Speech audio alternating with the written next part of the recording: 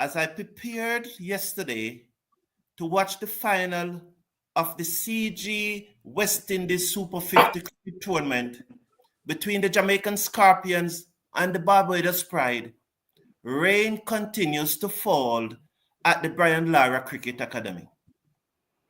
However, as fate would have it, I got an opportunity to see one of the purest, finest innings by a West Indies batsman in quite a long while. Justin Greaves rekindled the promise that was spoken about him 10, 12 years ago. Many West Indian cricket fans was expecting this from Greaves a long time ago. I, for one, finally happy to see that he's probably on his way to fulfill that promise, and I hope he does. Hello, everyone. Welcome to the #1 cricket channel in the Caribbean. I appreciate your company. Thank you for being here. This morning, for our regular Sunday morning show, we have again our two protagonists, as they love that word, Basil Butcher Jr. and Dwight Chateau, to help us to look back at the news in West Indies cricket over the past week.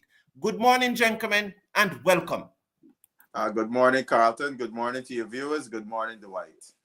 Good morning, Carlton. Good morning to all those out listening to this program this morning. Really nice to be here. Gentlemen, for the first time in our history, and I think this is probably the way forward, we have a tournament, a West Indies Premier List A tournament, running concurrently with a white ball series and a test series. Do you think, gentlemen, this scheduling is here to stay, or we must find another way to get the logistics right? Do you think, gentlemen, there should have been a reserve day? And do you think it is fair for the prize to share? Should there be no reserve day? Should it be a case that the team that finished higher in the league gets the grand prize of $100,000? Gentlemen, I want you to handpack all of that for us this morning, gentlemen. Let's start with you, Dwight. Last week we start with Basil. Morning. Let me tackle the issue of the reserve day first, because I think a lot of people are disappointed, as so was I, that the title had to be shared, and I definitely think that a lot more thought should have gone into the logistics in terms of having a reserve day for the final. To have the tournament in the way that it did was a bit of a damper, no pun intended, and it would have been nice to have had a reserve day. I've heard some people say that the team that had the most points should have been awarded the tournament, and I totally disagree with that, even though that would have benefited my team, Jamaica. I think that we just have to look at a few things. I think one, to begin with, there was a couple of rained out matches that affected Barbados. I think the Barbadians would have felt a bit that they got the wrong end of things if it was done in that way. Barbados also would have said that they defeated Jamaica during the preliminary round of the tournament, and to have defeated Jamaica, to have had a few games washed out that left them with a tougher schedule than the Jamaican team had, then it would have been unfair to them. And I agree with that. I think the way forward would have been to have had a reserve day. But to the big question, whether or not we believe that this format of having a list year tournament happening at the same time as a team touring, whether or not that is here to stay, my answer is I hope so. I hope that while we're doing a tournament like this, the guys in the tournament can be looking at the guys who are playing, whether it's a test series or even a white ball series, and be thinking, I'm coming for your game. I think that this is a good thing. Yes, good morning again.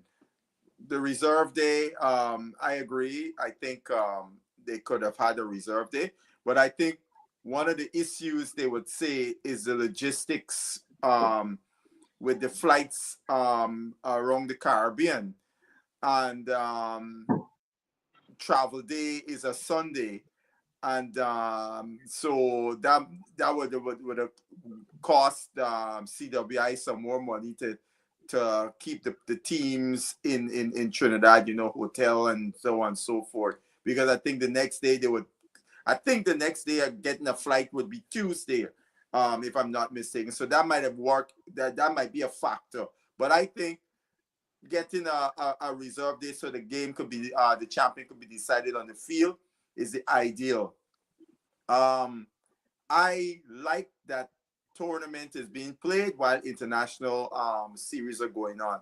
I've often wondered over the years why we don't do that, because as West Indies players, we're always at a disadvantage where when a touring team comes, all our cricket is shut down. So in the event, we got to choose a player outside of the squad who maybe for injury or whatever, that player is not playing no competitive cricket. So they walk into international cricket cold, and that's to our disadvantage. So I'm glad for that. And finally, what's the other question? I forgot the other one. I don't quite remember it. The other Whether or question. not the format is here to stay. Yeah. I hope they keep it like that. I think I answered all three already. Yes. Yes. So judging from what you gentlemen are saying, Justin Greaves getting into the West Indies team is exactly what happened here by he being in a tournament playing cricket when the test series come about. So he has been playing a lot of cricket, and his performance in this match suggested that he is benefit from that. What are your views on that century that he made yesterday, gentlemen? I have seen some adjectives put to the century. One, brilliant. I saw the West Indies media release, scintillating. I don't know where they get scintillating from. When a guy hits 4 boundaries in a century, that's hardly the adjective you would use. I would like to say it's a fighting century, right? All credit to him. These are the kind of centuries that a player wants to make, because it tells the player that I could bat long and I could stick it out. I can handle the pressure. When you score a century that is dotted primarily with 1s and 2s and some 3s and very few boundaries, it tells you that I could bat at this level, because you had to take in all the pressures because you weren't scoring quickly and the circumstances in which you came into bat. So I give him all credit for that, because I just relate a quick story. My dad told me when he really felt that he belonged at the club level, the senior club level, he played against a guy who was a legend in Guyana, played for Guyana and so on, and he was a bowler that used to bowl tight. And he said he made like 106, and pretty much most of the runs were singles. And he said, if I could make 100 against this guy, you got to score the singles. That told me that I could bat at this level and give me the confidence. So that's what I'm relating to the way Graves batted. Well, kudos to Graves. Dwight, I know on a normal Sunday morning, I would have come to you for your opinion on that. However, one of the biggest talking point over the last 3-4 days, it has been going on before from the England series, but over the last 3-4 days, it have escalated. We spoke about this with Rovman Powell, and now it is Craig Brathwaite's turn. Does Craig Brathwaite command a place in this team, and is he a good captain? Wow, that's an interesting question. For me, I still believe Craig Brathwaite commands a place on the basis that one is experience and the fact that there's a lot of people knocking down the door to take this job right now. I'm not seeing that. I've seen us go out there, and when we look around the Caribbean, we think about who McCaskey, Some people were saying a chance that they should have elevated Mackenzie up to it. But I don't see a lot of openers who are knocking down the door. And this team outside of Brathwaite and the Silver is a really inexperienced side. All right. And I think to pull Brathwaite right now, I don't think that's the move to make. I think we should give him a bit more. I think he has done stuff in the past where I would give him a run. But but nonetheless, Brathwaite is on a thin line right now. He needs to be able to find his form, find his footing, and start getting some runs under his belt. If he's like this for the next two series, I'd be totally in support of him being dropped. Your views, Basil? I pretty much concur with what the White said. Brathwaite has earned some credit. I think he, as just as we were talking about Powell, he's on thin ice. And the question everybody talk about Brathwaite is captaincy and so on.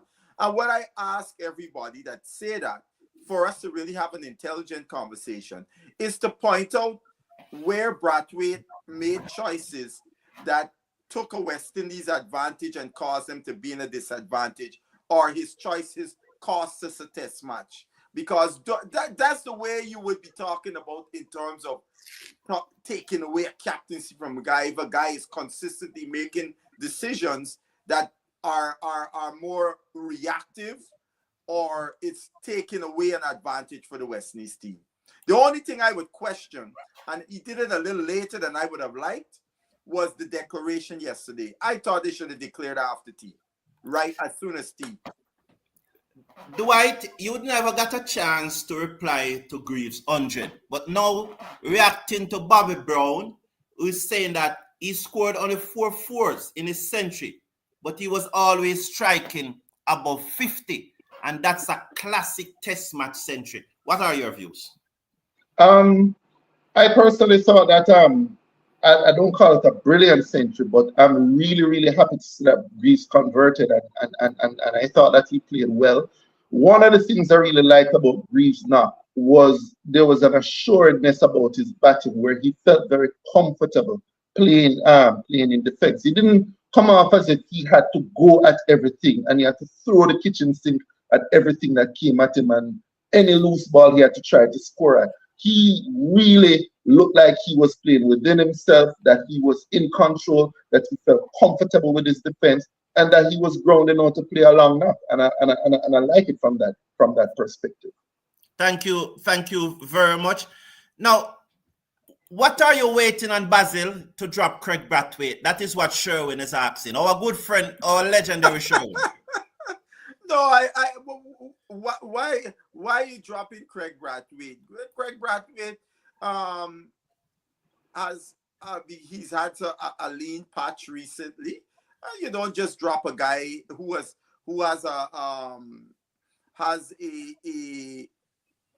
a bunch of credits behind him.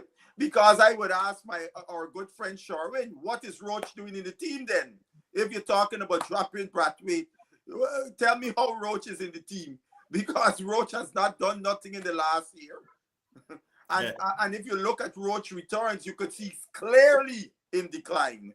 Yeah, that is so true, and it's just that this program this morning is so short because we are just touching and go, because the Roach situation needed to be ventilated also, because I don't think that he should be in the team. The prize money was shared. What happened? I think I said it was 250,000 for the winner. That's not right. It was 250,000, the total package. So 100,000 for the winner, 50,000 for second. What they do is to put that together and divide it by 2, and each team get 75,000. And that's why the thumbnail is saying that Jamaica is 25,000 short, because we would have won. We know Jamaica would have won that. Absolutely no doubt. The only thing that prevented Barbados from getting their beaten, being stinned, is that the rain fell. And that's why it's on the thumbnail. I have 25,000 short. Jamaica really 25,000 short, you know. I like that. Yes, so this is for you. Can Old and Greaves play in the same team? Hold and Greaves. When we think about who are the best bowlers in the Caribbean right now, and you're going over into something I didn't want to get to unless you want to. But when we think about the best bowlers in the Caribbean, we're thinking the Josephs, we're thinking Seals, and then we're looking at maybe Moti Warrican, that sort of thing. Man, for me, Holder is not one of the better bowlers in the Caribbean. And for me, the last few series that the Holder has played in, to me, he's been there more for his batting than his bowling. So it's difficult for me to see a team with both Greaves and Holder playing in the same team. It's difficult for me. I personally thought that we should have played a spinner in this game because I thought Warrican was just that good in the last series, and I think that he should have played in this game. But I definitely don't think that Holder is a top 4 bowler, and that's the only way he can play in the team with Greaves. Yeah. Basil, big time coach. We have seen Brathwaite and Da Silva continue to get out, playing around your front pad. Yeah. Every team come here knows that's what they need to do. Aim at the pad. What is they doing wrong? What do they need to alter in their body position, coach? I think in the Silver's case is bat swing, where his bat is coming from, doesn't allow him to get the bat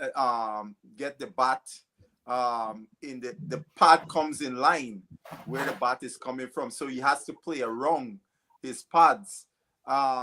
And similarly, at times, the same thing with Brathwaite. So they got to look at this.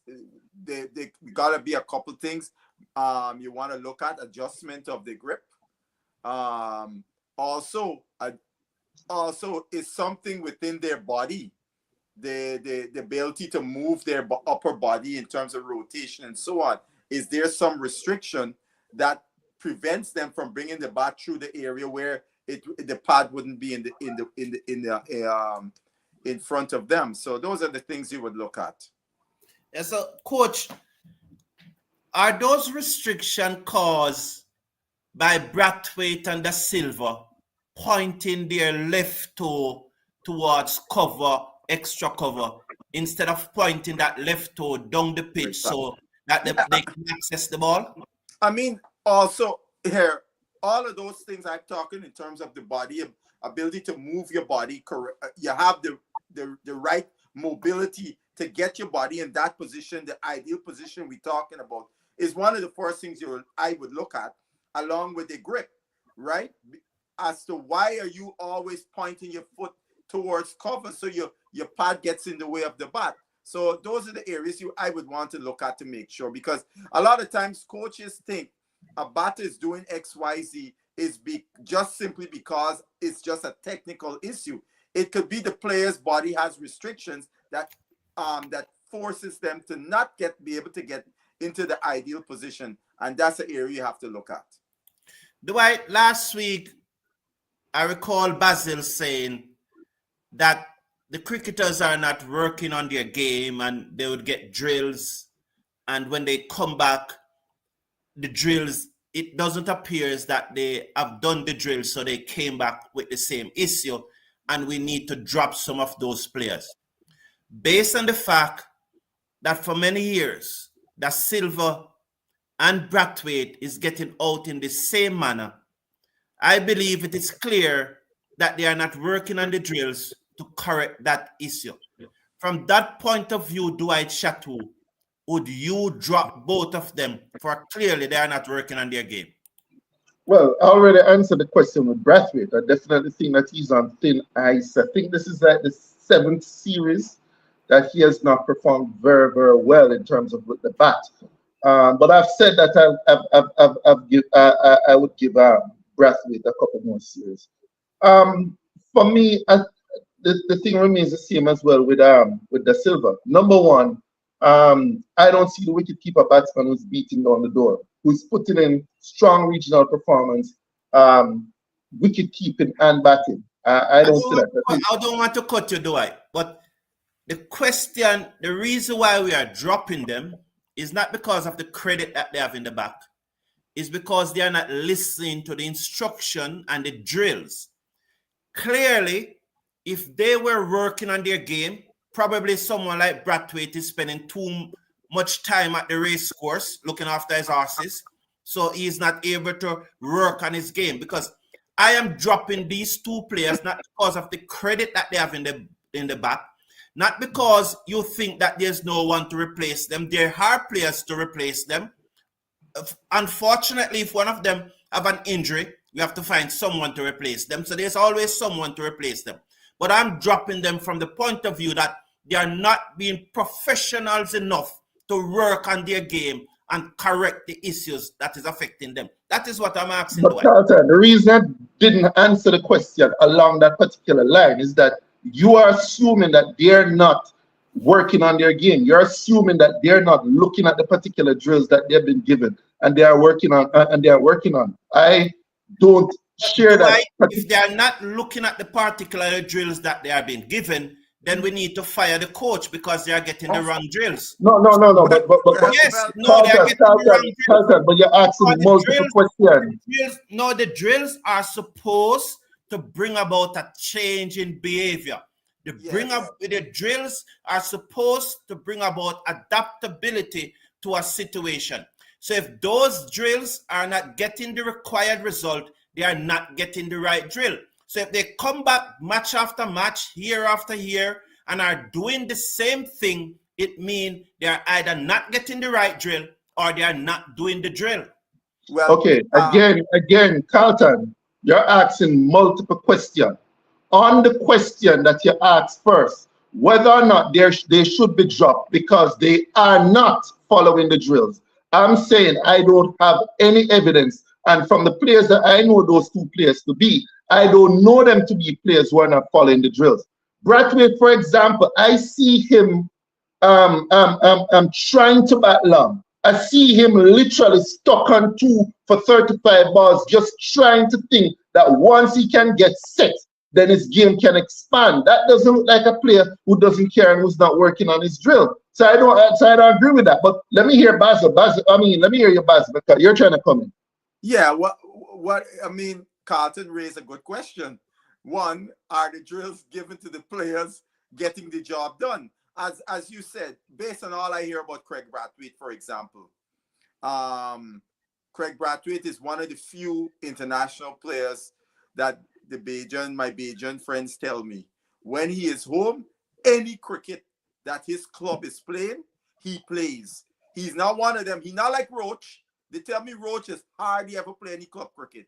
But Brathwaite plays all the time. And from what I understand, Brathwaite got a bowling machine. He got a bowling machine in his backyard that he stands and bats with, right? So the question has to be, what are the drills being given? So because I know Brathwaite is doing his work. And similarly with De Silva, all the reports I get about De Silva, we hear about De Silva, he's a guy that works hard. He's a guy.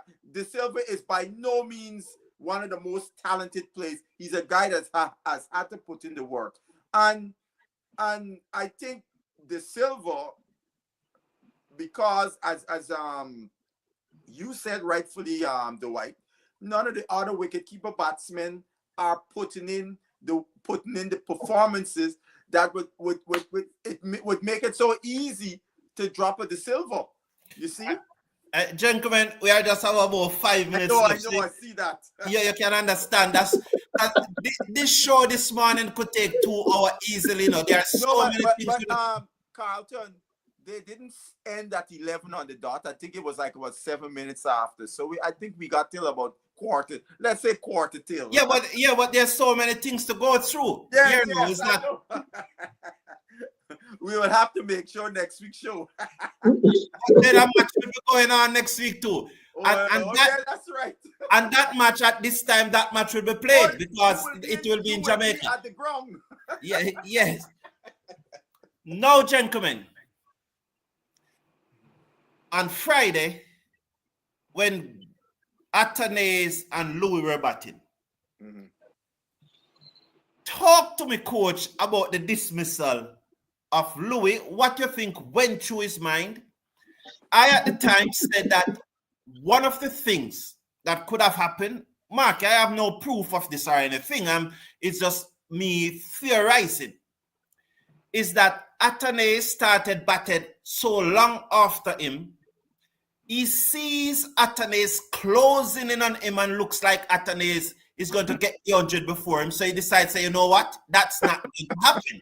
And then he just lost it. Clearly, he was nervous. He was dropped on 90. Clearly, he was nervous. Could that be one of the situations that affected him then, coach? Because you're around cricket just like me. Talk to me. Yeah, I mean, all of those things you said could have an effect. I one of the things I posited to guys, you know, some guys were trying to say, oh, they didn't see no message sent out by the batting coach to tell them to calm down and so on. I said, look, these guys are grown men. They're playing at the elite level. I said, I said one thing, what Louis in particular, for in this situation, the resource Louis needed to fall back onto. I have scored hundreds in first class cricket. Fall back to the resource of what I did when I was in the 90s. So you get a sense of calmness. Okay, I'm gonna look to replicate what I did in the 90s to get to my 100 when I played in the first class matches where I got 100. That is what he needed to fall back on and clear out his head of all the noise, the getting dropped at 90, and maybe the thing that what you said and so, and the anxiety to bring up your maiden test 100 and all of those things, right? That's what he needed to be able to fall back onto, in my view.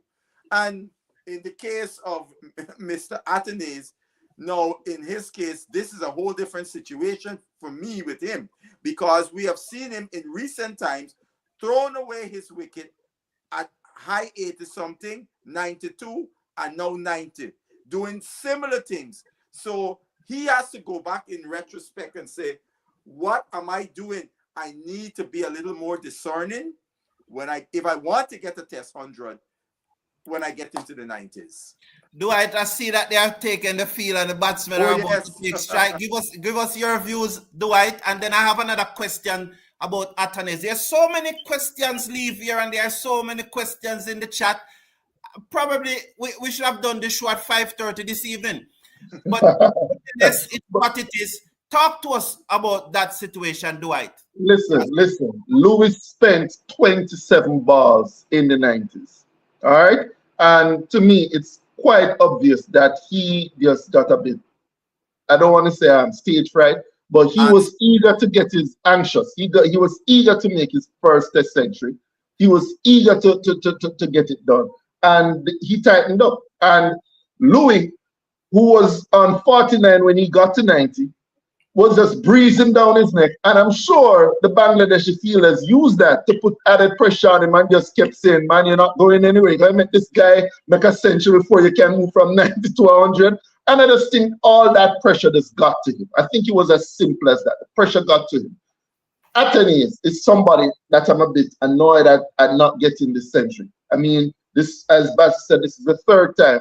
And I've heard people say, if you have played a particular way to get to 90, continue to play the same way to get to 100. I don't think that's necessarily the same way, because I think that his game is so loose at times. I thought that he needed to have just been a bit more circumspect approaching his century. I put it out there, gentlemen. This was one of the things that I said on Friday. Atanase reached 90 playing sweeps, reverse sweeps, the Dilshan scoops, all of those strokes. So why are you asking him to put it away when he reached 90? I think it's unfair. Because of the disappointment. Unfortunate, and I think it's just unfortunate that ball went where it went. Let's hear you first, Dwight. No, Carter. If you think about it statistically, there's hardly a difference between 99 and 101. There's hardly any difference statistically between those two scores. So if you're just talking, just play like that and you'll just get a score, then fine. The whole idea is to get to a milestone.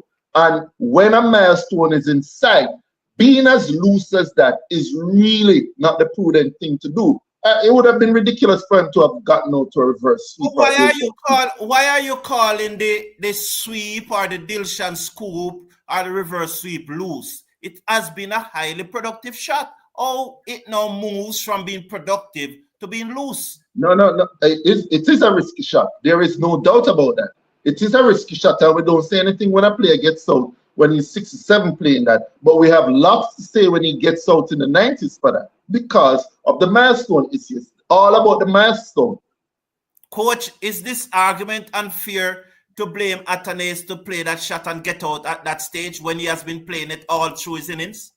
Yeah, I think you could still blame Athanaze because he's gotten out with that similar shot on the other times when he got out in those at the 80s and 90s. You remember the sweep? Athanaze likes the sweep shot, and he often gets out with the sweep shot. Look, I remember Sachin Tendulkar having issues playing a certain shot. He was in Australia, and the next inning he took that shot out of the books and made a double century. He did not play that shot at all. So it takes some mental fortitude to understand your situation and say, look, here, I can park this shot for the 90s. Then when I pass the 90s and get into the 100, maybe then I can take it out. That would be my advice to Mr. Athanaze. We are ignoring the comments, but this one is a little bit back. And answer this for me. Start with you, Basil. Quick answer, and then I have one for Dwight. Mm-hmm. What is that? If they are putting yes, the question, again, that's why we have to say, what are the drills, right? We need to find out what are the drills and if they're putting in the work with the drills. Because I can tell you this, I have seen drills come from West Indies coaches for players in Guyana that I thought was an abomination. I don't know what the hell they was giving these players for. It was not going to make them better. But these kinds of things we need to do in holding coaches accountable. Not because they send a drill mean the drill is the drill to solve the issue. So you think then you're coming down on the side that the coaches are not giving them the correct drill? No. I'm not saying that. I'm saying that is part of the in when you're going to do your audit of the player. Why isn't this player overcoming certain technical flaws? But Basil, do you believe that drills should bring about a change in disposition? No, the drill, you see, it's a whole process. The drills in practice is one thing, but also you have to now go and replicate what you've been doing in practice in competitive situations. But if you are repeating it often enough, you see that reverse scoop it was a ramp that Joe Root played. Mm-hmm. You know that it was said that he practiced it 30,000 times before he carried in a match. Well, you see, and Joe Root, for example, doesn't play much domestic cricket, so he wouldn't have had the chance per se to take it in a match. But what I'm saying, any drills that you practice, in my view, before you're gonna bring it to the highest level, you got to be able to be confident enough to do it in a competitive situation, whether it's domestic matches, before you're going to bring it to the highest level. Because the bowling, you have to be so confident that you know you could play this shot. But if you have not developed that mastery, don't do it. Right. And that question there from Richard Smith, what are these guys calling work? And we are wrapping up now. Mm-hmm. Is it that the standard of what we call hard work has now diminished to mediocrity? So what these guys are doing, look at Jarasal, the guy that made 161 against Australia last night. We heard that as a teenager, he used to play 3 cricket matches a day. Which one of our players are doing that? If we ever said that to any one of our players, they'll sue us. We heard about burnout and all sorts of things. So how must we be good like these guys? What is it that we're really calling hard work, Dwight? Man, I hear a lot of comments being targeted at the players and saying that the players do not want to do the work. My question is always, do they have the matches to play? My question is always, do they have the coaches who are coaching them and coaching them to do the correct thing? That is real my question, because right now we have a regional system where we have players that's playing 7 games. I'm sure Jaiswal got the opportunity to play a lot more games, because when you compare Jaiswal and Athens and Bishop and Wickham, they were basically doing the same thing at the under 19 level. Teddy Bishop, Wickham, Kevin Wickham, and Athens, they were all strong players at the youth under 19 level, just like Jaiswal. But after that, Jaiswal got the opportunity to develop his game a lot more because he was able to play a lot more cricket than those other guys. So before we jump in and say, oh, they're lazy or they don't want to put in the work, let me see the cricket being made available to them, competitive cricket being made available to them before I get up and say that they don't want to do the work. I don't agree with that. But you know something, the White? Jaiswal only got 31 first class matches behind him. And I'm sure Athens got more than that. Well, gentlemen, they're back out on the field, and we understand. We you know, there will be so much more to talk about next week. That these topics that we are discussing next week, I have about another 5 topics here to discuss. But nonetheless, gentlemen, thank you very much. See you again next week. Yes, we'll probably adjust that time a little next week. But until then, take care of yourself. Take care of your loved ones. Have a good day. No problem.